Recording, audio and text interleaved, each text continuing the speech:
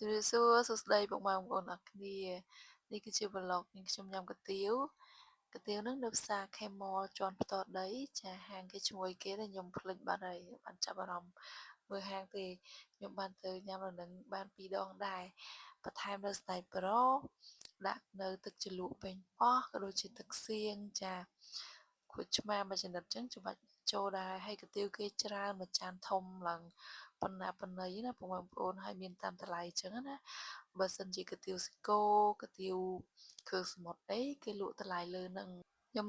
យកកាទៀវគ្រឿងក្នុងសាច់ជ្រូកចាមួយចានតម្លៃ$3.20បើនិយាយពីរសជាតិកាទៀវនេះវិញគឺរសជាតិមិនប្រៃពេកហើយក៏មិនសាបពេកគឺល្មមនិយាយទៅឆ្ងាញ់តែបើសម្រាប់បងដែលគាត់ចូលចិត្តរសជាតិរាងដុតរាងប្រៃជាងហ្នឹងអាចបន្ថែមគ្រឿងទេសអីផ្សេងៗបានដូចជាទឹកស៊ីអ៊ីវឬក៏ទឹកត្រីអីបន្ថែមបានតាមចំណូលចិត្តប៉ុន្តែនៅហ្នឹងគេអត់មានដាក់ទឹកត្រីទឹកស៊ីអ៊ីវអីទេចាការហូបផ្សារផុសអំបិលតិចល្អចំពោះសុខភាពតាពុកម៉ែបងប្អូនជៀសវាងការកើតនៅជំងឺលើសសម្ពាធឈាមជំងឺបេះដូងក៏ដូចជាជំងឺខ្សោយតម្រងនោមជាដើមសរុបមកដើម្បីទទួលបានសុខភាពល្អនិងអាយុវែងត្រូវអនុវត្តការហូបស្អាតរស់នៅស្អាតការហូបត្រូវហូបតាមពេលវេលាចាហូបឲ្យទៀងទាត់ម៉ោងដែរមិនមែនចេះតែហូបគ្រប់វិនាទីគ្រប់ម៉ោងអីចឹងធ្វើឲ្យធាត់ឡើងគីឡូហើយហូបអាហារមានដែនកំណត់ចាកុំបរិភោគអាហារច្រើនហួសកម្រិត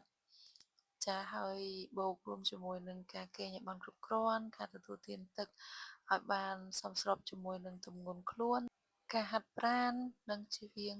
ការស្តាប់នូវគ្រឿងស្រវឹងកញ្ចក់បុរីឬក៏គ្រឿងញៀនអ្វីផ្សេងៗនិងមួយវិញទៀតគឺសំខាន់ដែរតាក់ទងទៅនឹងសុខភាពផ្លូវចិត្តបើសិនជាពុកម៉ែបងប្អូនមានការធ្លាក់ទឹកចិត្តមានជំងឺថប់បារម្ភដោយសារតែការគិតច្រើនចាគឺសូមកាត់បន្ថយមកវិញហើយយើងត្រូវតែស្រឡាញ់ខ្លួនឯងហើយលើកទឹកចិត្តខ្លួនឯងឲ្យបានច្រើនកុំអស់សង្ឃឹមណាទោះយើងស្ថិតនៅក្នុងស្ថានភាពបែបណាក៏ដោយព្រោះថាមេឃក៏មានភ្លៀងក៏រាំងវិញចាព្រះអាទិត្យបើកថ្ងៃហើយក៏លិចវិញជីវិតមនុស្សយើងក៏ដូចគ្នាចាមានថ្ងៃឡើងមានថ្ងៃចុះប្រែប្រួលហើយសំខាន់គឺយើងត្រូវតែអនុវត្តសកម្មភាពរបស់យើងនៅពេលបច្ចុប្បន្នឲ្យបានល្អសកម្មភាពនៅពេលបច្ចុប្បន្នហ្នឹងហើយដែលជាផ្លែផ្កាដើម្បីនាំពុកម៉ែបងប្អូនក៏ដូចជានាងខ្ញុំទៅរកភាពជោគជ័យបានចាទម្លាប់សាមញ្ញៗរបស់យើងរាល់ថ្ងៃមានប្រយោជន៍ចាឥទ្ធិពលទៅលើអនាគតរបស់យើងមែនតែនចាពេលវេលាមានតម្លៃដូច្នេះកុំធ្វើឲ្យពេលវេលាហ្នឹងវាចេះតែកន្លងផុតទៅហើយយើងអត់បានទទួលអ្វីសោះណាវីដេអូរបស់នាងខ្ញុំគឺសូមបញ្ចប់ត្រឹមតែប៉ុណ្នេះហើយពុកម៉ែបងប្អូនខ្ញុំនិយាយនេះតិចដោយសារខ្ញុំ voice សំឡេងនៅពេលយប់ម៉ោងប្រហែលជា11យប់ហើយណាពុកម៉ែបងប្អូនស្អែកថ្ងៃអាទិត្យអាំងស្អែកថ្ងៃអាទិត្យដេកដល់ម៉ោង7 8បានងើបជួបនាងខ្ញុំនៅក្នុងឱកាសក្រោយ